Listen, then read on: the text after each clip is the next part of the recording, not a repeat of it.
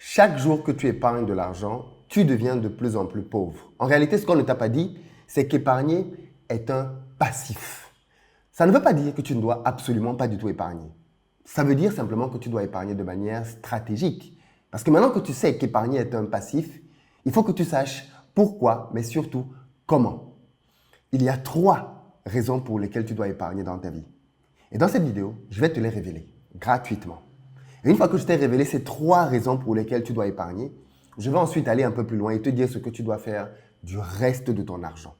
Reste donc jusqu'à la fin de la vidéo, c'est un petit coaching que je te fais ce matin.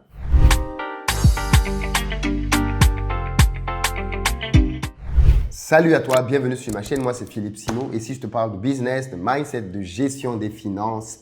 Parce que c'est grâce à tout ça qu'on va développer la communauté. Donc si toi aussi tu veux améliorer tes revenus, tu es au bon endroit. Tu t'abonnes et tu partages les vidéos. Ceux d'entre vous qui arrivez en Côte d'Ivoire, vous le savez déjà, on a une société de location de voitures. Contactez-nous au numéro qui s'affiche et on mettra à votre disposition SUV, pick-up berline en fonction de votre budget avec ou sans chauffeur. Et puis si vous cherchez un appartement, là aussi on a un appartement de bon standing en plein cœur d'Abidjan pour vous. Vous nous contactez au numéro qui s'affiche ou alors vous allez dans la barre de description et vous avez un lien qui vous permet de réserver directement votre place en fonction des disponibilités. Et puis enfin, si vous êtes investisseur ou alors si vous voulez acheter une maison, nous construisons désormais des maisons que nous pouvons mettre à votre disposition. Vous nous contactez au numéro qui s'affiche et on se fera un plaisir de vous faire nos offres.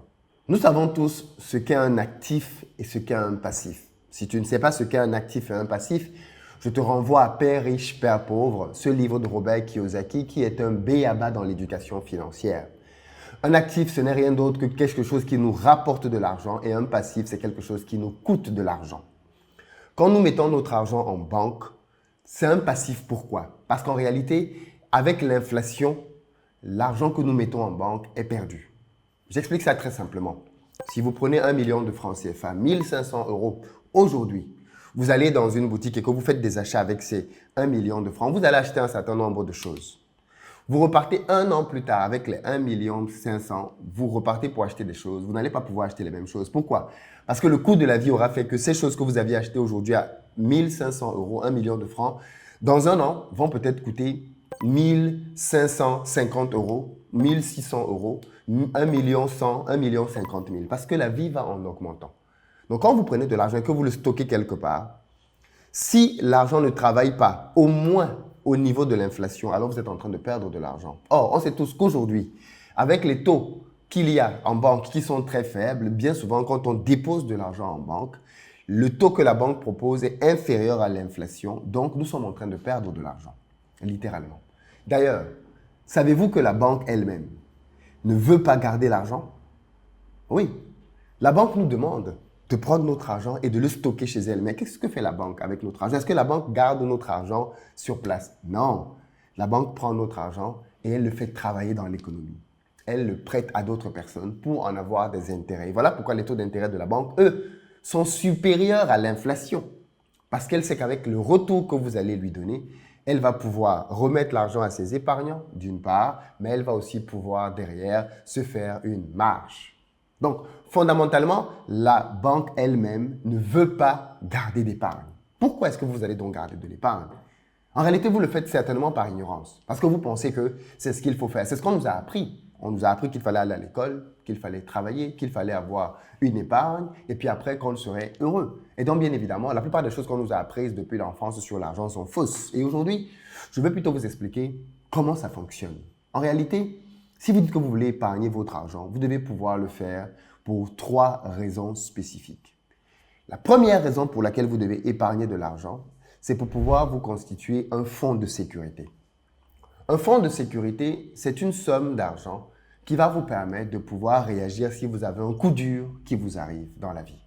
Voilà pourquoi on conseille que ce fonds de sécurité soit entre 3 et 6 mois et pour les plus ambitieux, 12 mois. L'idée de ce fonds-là, c'est qu'il puisse vous permettre, comme je disais tantôt, de réagir. Dans une prochaine vidéo, je vous expliquerai quelle est la différence entre les riches et les pauvres au niveau du fonds de sécurité. Tout le monde doit avoir un fonds de sécurité, mais il ne doit pas être utilisé pour les mêmes choses. Quand vous êtes salarié, quand vous n'avez pas beaucoup d'argent, vous ne devez pas vous amuser à aller épargner, par exemple, pour votre retraite. Ce que je dirais, moi, à quelqu'un qui est riche. Quelqu'un qui est riche, je lui dirais épargne pour ta retraite, épargne pour les études de tes enfants, je lui donnerais certaines épargnes stratégiques qu'il doit mettre dans son fonds de sécurité. Mais quelqu'un qui est pauvre, quelqu'un qui est salarié, quelqu'un qui dépend juste d'un revenu, je lui dirais autre chose. Mais ça, je vais vous développer ça dans une autre vidéo en vous expliquant comment faire tout ça. D'ailleurs, je tiens à vous préciser ici que si vous voulez reprendre vos finances en main, si vous voulez contrôler vos finances, j'ai créé un programme d'accompagnement sur 6 mois dans lequel je vous aide pas à pas à redresser vos finances. Vous savez, l'éducation financière, c'est l'une des connaissances les plus importantes que vous pouvez avoir au sujet de l'argent. Avant même de savoir dans quel business vous lancez, avant même de savoir où est-ce que vous pouvez mettre votre argent, pensez d'abord à vous éduquer financièrement. L'éducation financière, c'est quelque chose qui va vous sauver la vie, mais que vous pourrez transmettre aussi à vos enfants. Parce que tenez-vous tranquille, chacun d'entre nous ne peut transmettre que ce qu'il a. Si vous êtes nul en finance, vous allez transmettre ça à vos enfants. Si vous ne savez pas comment gérer l'argent, vous allez transmettre ça à vos enfants. Vos mauvaises habitudes, vous allez les perpétuer de génération en génération. Et de fait, peu importe ce que vous allez essayer de bâtir ou de laisser à vos enfants comme patrimoine, s'ils ne savent pas comment le fructifier, qu'est-ce qu'ils vont faire? Ils vont le détruire. Voilà pourquoi l'éducation financière est une compétence urgente que chaque individu doit acquérir. Et donc, tenant compte de cela, j'ai créé un programme dans lequel je vous prends par la main, mes équipes et moi, avec du coaching. Et pendant 3 à 6 mois, on vous accompagne pour pouvoir vous aider à vous constituer une épargne, régler vos dettes si vous avez des dettes et surtout derrière, investir dans des secteurs stratégiques que l'on vous révèle dans ce programme. J'ai réservé dans ce programme 12 secteurs stratégiques dans lesquels nous vous expliquons pourquoi, quand et comment mettre votre argent. Certains de ces secteurs-là, vous devez le faire vous-même personnellement et dans d'autres, vous devez juste placer votre argent pour qu'il puisse travailler ou alors bien évidemment faire une combinaison des deux. Je ne vous en dis pas plus. Le programme est disponible dans la barre de description. Rejoignez-le. Je vous offre le programme avec une promotion qui va durer 48 heures. Donc, c'est le moment ou jamais de nous rejoindre dans ce programme de gestion de finances. Revenons à ce que l'on est en train de voir donc ici et maintenant. Je dis la première chose, la première raison pour laquelle vous devez mettre de l'argent de côté, même si vous le perdez un tout petit peu, c'est pour vous constituer un fonds de sécurité. Un fonds qui va vous aider le jour où ça va mal aller. Un fonds qui va vous aider le jour où on va venir vous dire que votre enfant a fait un accident et il faut le soigner tout de suite. Ça coûte 5 millions de francs pour l'opérer. Vous faites comment? Moi, je connais beaucoup de gens qui, dans ces situations-là, se sont retrouvés à prendre des emprunts, se sont retrouvés à brader des choses qu'ils avaient achetées, se sont retrouvés à revendre des voitures qu'ils venaient d'acheter quelque temps auparavant. Pourquoi? Parce qu'ils n'étaient pas préparés. Les mauvaises périodes arrivent à tout le monde. Et ce qu'il y a de particulier avec les mauvaises périodes, c'est qu'elles ne préviennent pas. Elles peuvent arriver aujourd'hui, demain, après-demain. Est-ce que tu es prêt à affronter la tempête? La deuxième raison pour laquelle tu peux mettre de l'argent en banque, c'est pour un investissement. Tu as bien compris qu'il faut investir son argent. Il ne faut pas simplement le garder en banque pour qu'il pourrisse. Par contre, l'investissement peut te demander une somme que tu n'as peut-être pas tout de suite.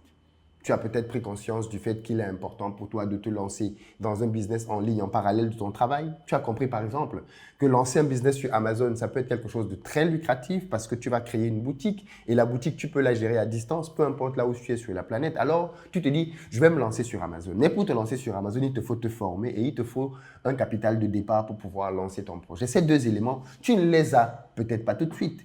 Constituer, ça peut peut-être te demander, j'en sais rien moi, 8 000 euros, 6 000 euros, 5 000 euros. Ok, il faut que tu mettes cet argent de côté. Quoi qu'il en soit, tu es conscient qu'il te faut un capital et ce capital, tu ne l'as peut-être pas tout de suite.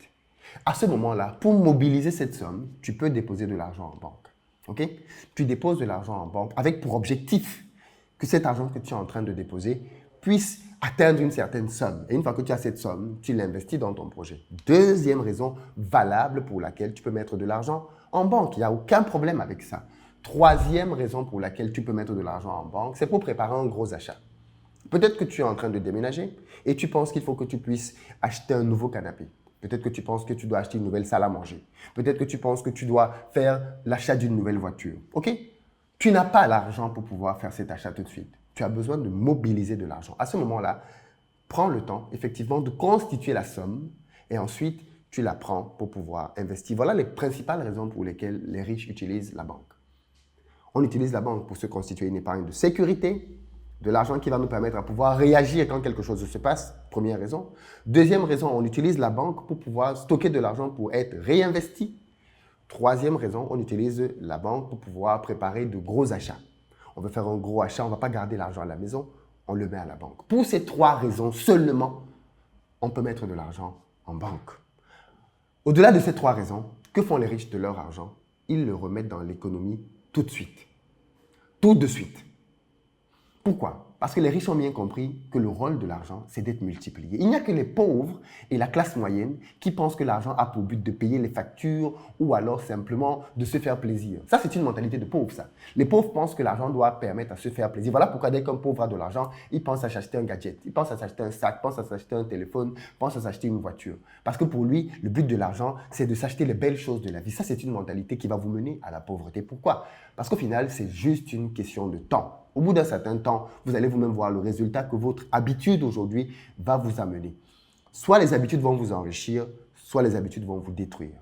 Les riches considèrent que l'argent a pour but d'être multiplié. Voilà pourquoi ils font tout dans ce but-là. Quand ils gagnent de l'argent, ils le réinjectent. Quand ils gagnent de l'argent, ils le remettent dans un business. Quand ils gagnent de l'argent, ils le mettent quelque part. Prenons quelqu'un, par exemple, qui a décidé de lancer une boutique Amazon pour devenir un vendeur sur Amazon. OK?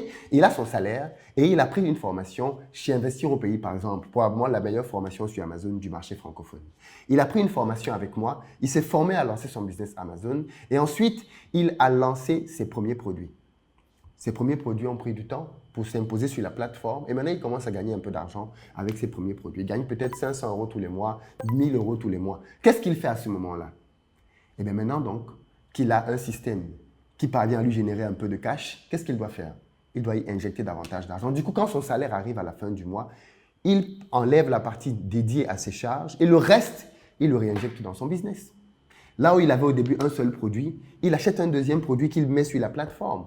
Maintenant, il est vendeur de 2 produits. Au bout de quelques mois, il achète un 3e produit. Donc, au début, il gagnait 500 €. Au bout de quelques mois, il en gagnait 1000, après 1500, après 2000, après 3000. Et voilà comment il est en train de prendre petit à petit sa liberté financière grâce à un business sur Amazon en ligne.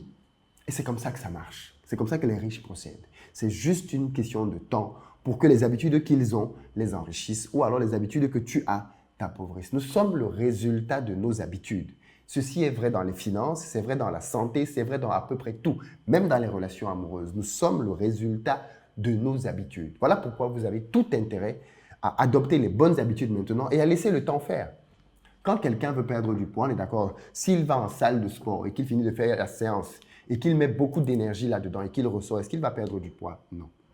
S'il repart le lendemain et il met beaucoup d'énergie et beaucoup d'intensité, qu'est-ce qui va se passer? Est-ce que s'il ressort de la salle de sport, il aura perdu du poids? Non. Peut-être qu'il va se dire, oh, ça ne marche pas. Ça ne marche pas de faire du sport, ça ne marche pas de bien manger, ça ne marche pas du tout. Parce qu'il a essayé pendant 3 jours et il n'a vu aucun résultat. Mais ceux qui savent comment ça marche vont lui dire, non, non, non, non, non, non, non. C'est juste une question de temps. Continue. Continue. 3 mois plus tard, quand il va revenir, est-ce qu'il aura perdu du poids? Oui. 6 mois plus tard, est-ce qu'il aura perdu du poids? Encore plus. 1 an plus tard, il aura retrouvé son poids de forme. C'est donc juste une question de temps. Voilà pourquoi je vous fais cette vidéo, pour que vous compreniez bien les habitudes que vous devez avoir par rapport à vos finances et celles que vous devez éviter. Parce qu'au bout du temps, ces habitudes vont vous enrichir ou alors elles vont vous appauvrir. De toutes les façons, au moment où je parle, vous êtes déjà le résultat de vos habitudes. Peut-être que vous avez l'habitude d'épargner de l'argent. Voilà pourquoi vous avez un peu de stock d'argent en banque. Ça, ce n'est pas une bonne chose parce que vous êtes en train de perdre de l'argent. Peut-être que vous avez plutôt d'autres habitudes qui font que vous n'avez même pas d'épargne. Là, c'est encore pire. Ou alors, vous avez commencé à adopter des habitudes de business qui font que vous êtes en train de réinvestir votre argent et vous commencez petit à petit à en voir les fruits. Et là, je vous dis, vous êtes sur le bon chemin. Quoi qu'il en soit, maintenant, vous savez que vous n'avez pas le droit de mettre votre argent en banque, à moins que ce soit pour votre épargne de sécurité, pour un investissement ou pour un gros achat. Pour le reste, faites-le tourner dans l'économie. Mais là, il se pose donc un problème, celui de savoir dans quoi le mettre dans l'économie. Voilà pourquoi je vous invite à rejoindre le programme que j'ai fait, dans lequel vous allez apprendre ce que vous devez savoir de l'argent. Dans ce programme, on va vous aider à adopter les bonnes habitudes pour votre vie. On va vous aider dans ce programme-là à retrouver les bons métriques et surtout à mettre votre argent là où il va se multiplier. Rejoignez le programme maintenant. Vous avez 48 heures de promotion. Ne laissez pas ça passer. Partagez la vidéo. Elle peut vraiment aider quelqu'un. Et je vous dis à très bientôt.